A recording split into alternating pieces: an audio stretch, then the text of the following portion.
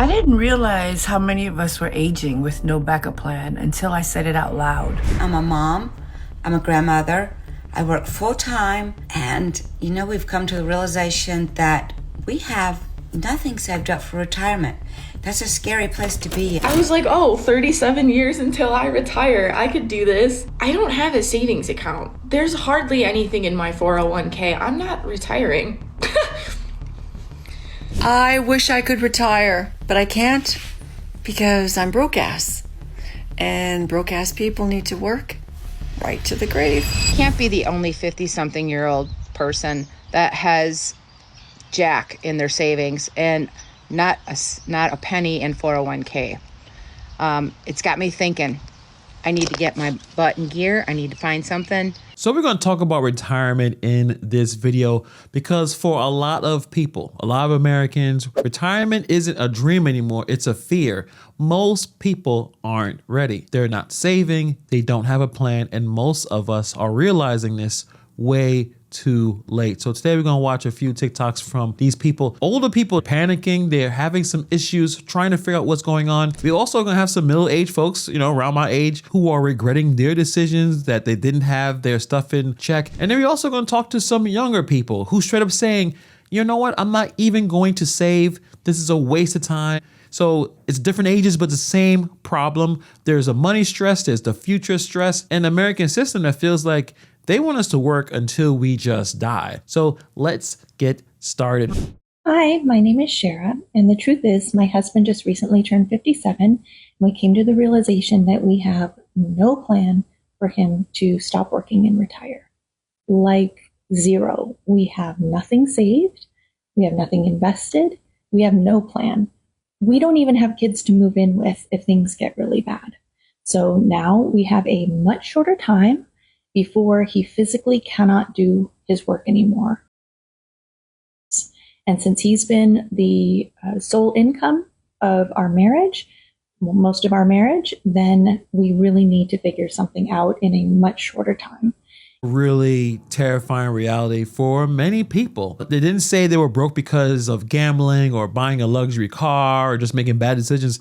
They're saying we have no plan. This is a situation that many people are dealing with. Having no plan is a silent killer. No plan doesn't make any noise. No plan doesn't just show up one day and say, hey, you're 10 years from not being able to work anymore. And the biggest part, this person is a sole provider of income, self-employed. I'm self-employed.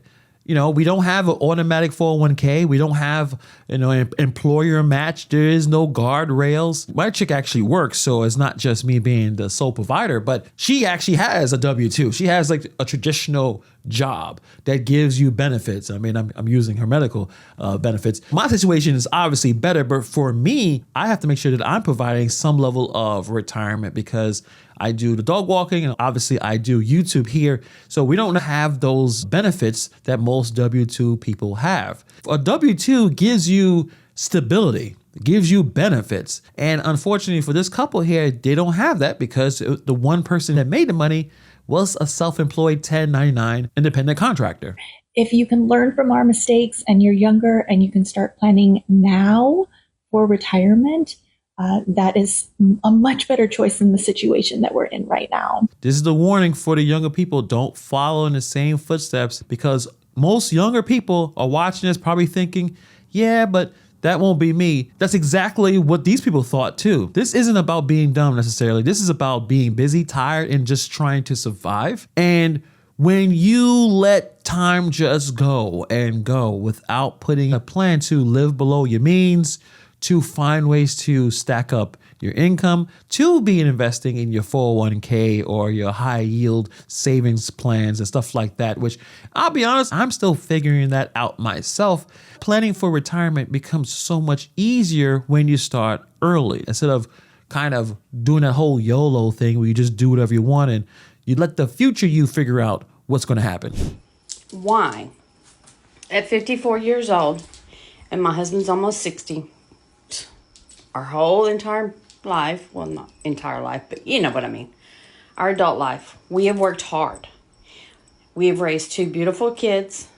We've paid our bills. We've paid our taxes. We are nowhere in life. We still live paycheck to paycheck every week or every 2 weeks. This lady is saying that she followed the American script.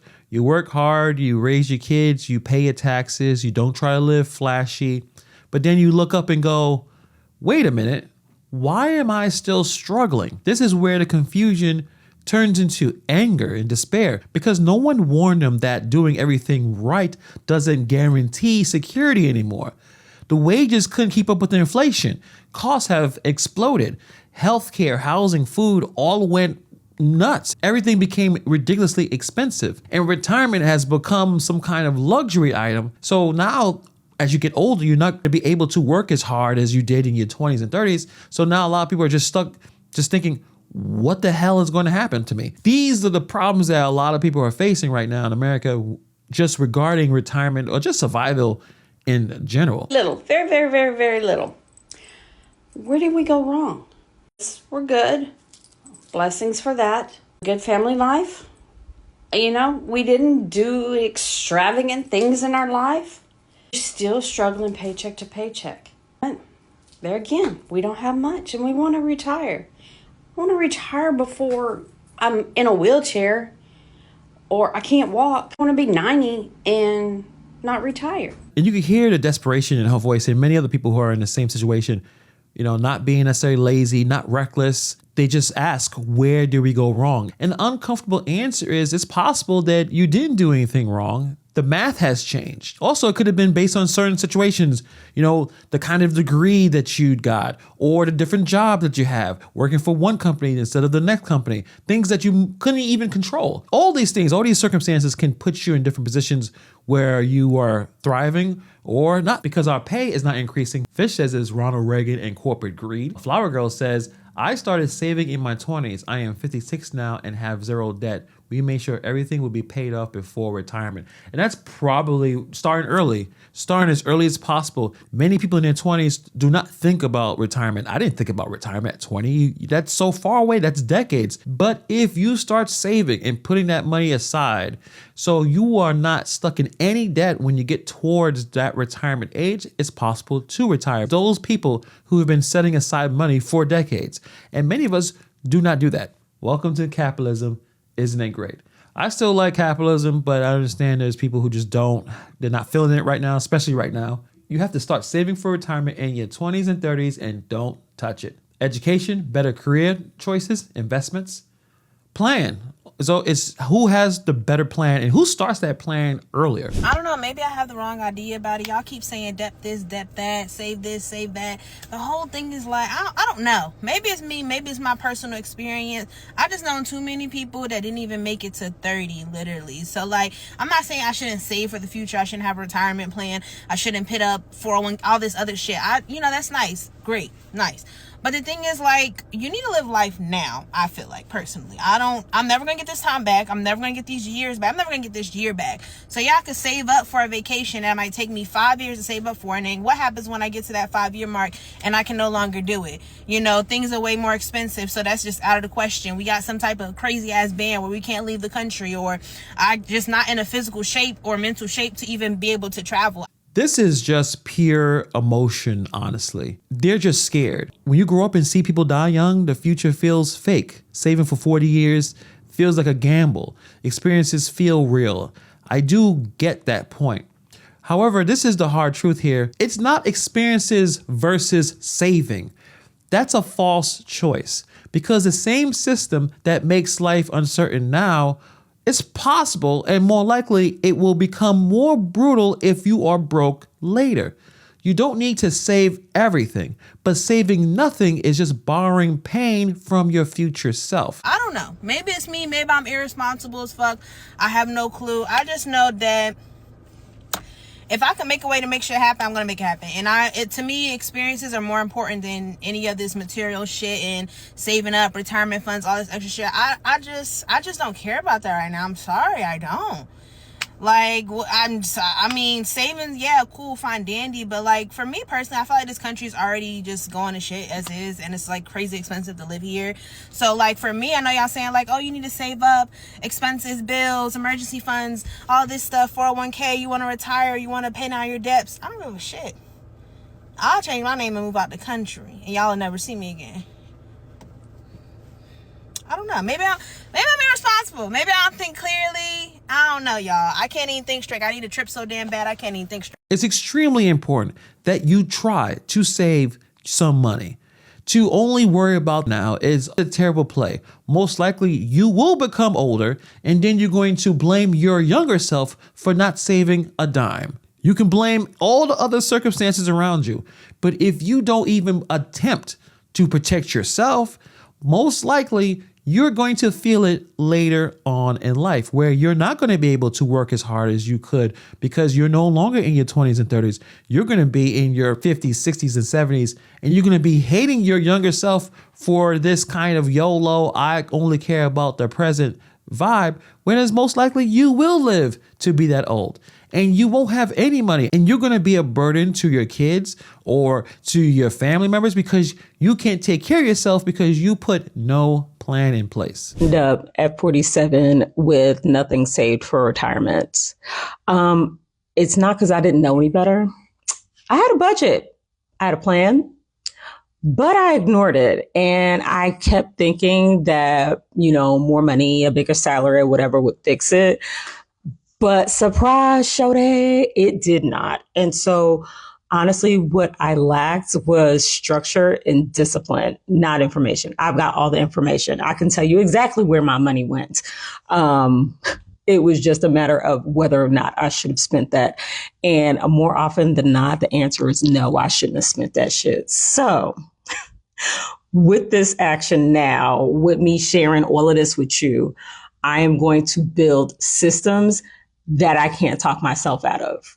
Stay tuned. This situation, it takes a lot of maturity to say, you know what, instead of blaming the economy or politicians, she said it was me. And that's rare nowadays because a lot of people like to pass the buck. A lot of people blame shift. There are circumstances we can't control, but a lot of it we can control. She said that she had a budget. She had a plan, but she didn't follow it. And here's the most honest line here. I thought more money would fix the problem. That's the lie that we all believe. A lot of us think that the reason why we have these problems, we just don't make enough money. But it's our spending that's out of control. And yes, the things that we need to buy are becoming more expensive. But we have to learn more discipline on what the things that we really need versus the things that makes us feel good for the moment. This is the uncomfortable truth no one wants to hear. Information isn't the problem. Behavior is. Most people don't need another podcast or a book how to take care of their finances. They need systems that they can't escape, like automatic savings, guardrails, things that you put to the side and don't even think about. Stuff like that works even when the motivation disappears. Those things saved up over decades of time will be there when you retire. And had 271K, I would be in a straight panic. I completely agree with that statement, and to put it bluntly, majority of Americans are absolutely fucked for their retirement. If you go into that video and read majority of the comments, a lot of people are mentioning that there's no possible way that the numbers could be that low. In reality, it is actually that low, and that was the exact reason why I made that video, because it needs to be brought up that Americans do not have enough money to retire. The reason why I even created this page in the first place is because personal finances is not talked about enough. Finances is seen as a taboo topic when there needs to be more transparency and discussion within it. You are honestly doing a disservice to yourself if you're not having open discussions with your friends or family about finances, because in reality, it will only benefit you by talking about them. I cannot stress this enough on how important it is for you to start investing for your retirement as soon as you start working, because time is truly your greatest asset.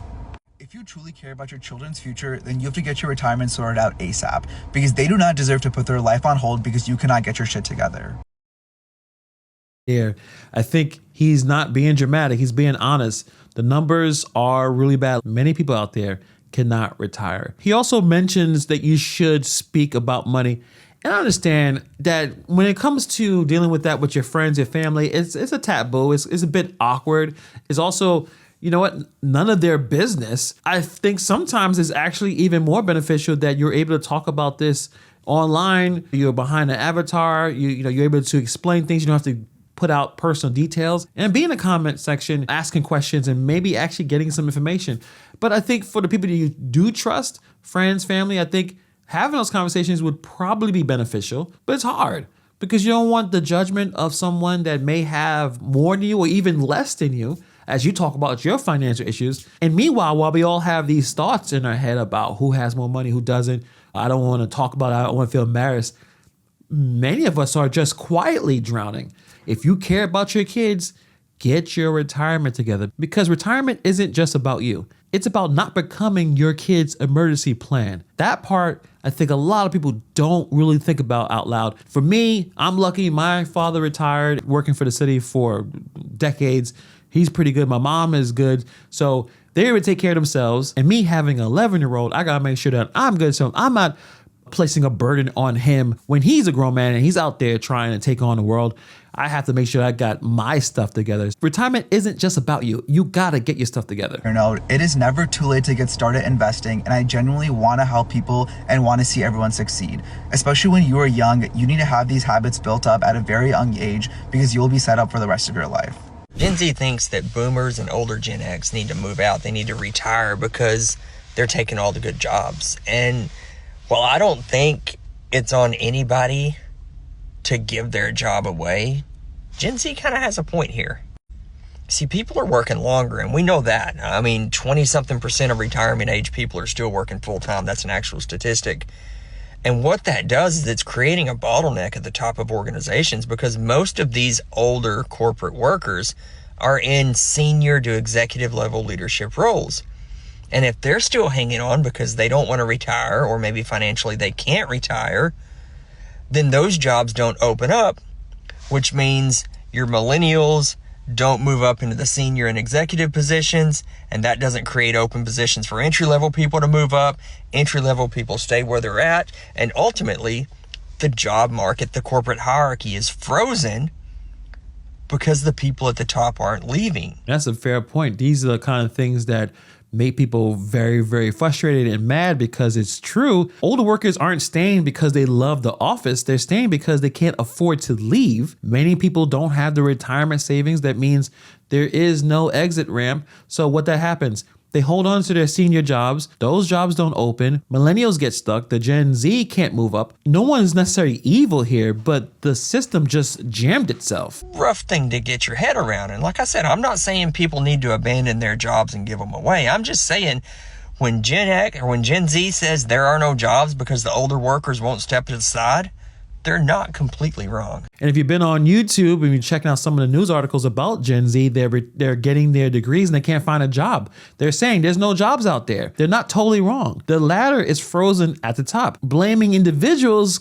misses the point. So this isn't a boomer versus Gen Z fight. This is what happens when retirement itself becomes optional instead of being possible. And still, when we talk about boomers or the Gen Z or Gen X, I think Gen X, you're still between 45 and 60. You still have that job, and no one's going to say you should leave or get pushed out or anything. And there's still people 65 and over still working. Why? They have the opportunity. Many city jobs, you are able to retire after a certain amount of years worked.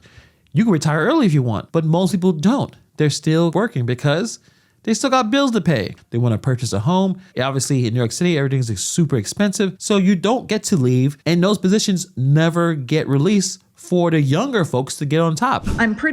I feel pretty honored. Thomas Bishop, who's a big creator on here, just asked me to be on his radio show to talk about the struggles that we're all facing financially and not being able to save. So I'm looking forward to that and sharing that after that happens. But yeah, we all need to be concerned, and you all need to be concerned as younger Americans. It is very easy to have a good job and end up in my predicament at my age, which is 59, where you don't have any savings to retire, and it's a struggle to pay bills, and considering that a bag of chips is as much as an hour minimum wage pay is pretty messed up. But anyway, we all have to, think about solutions, and solutions aren't billionaires running our government for sure.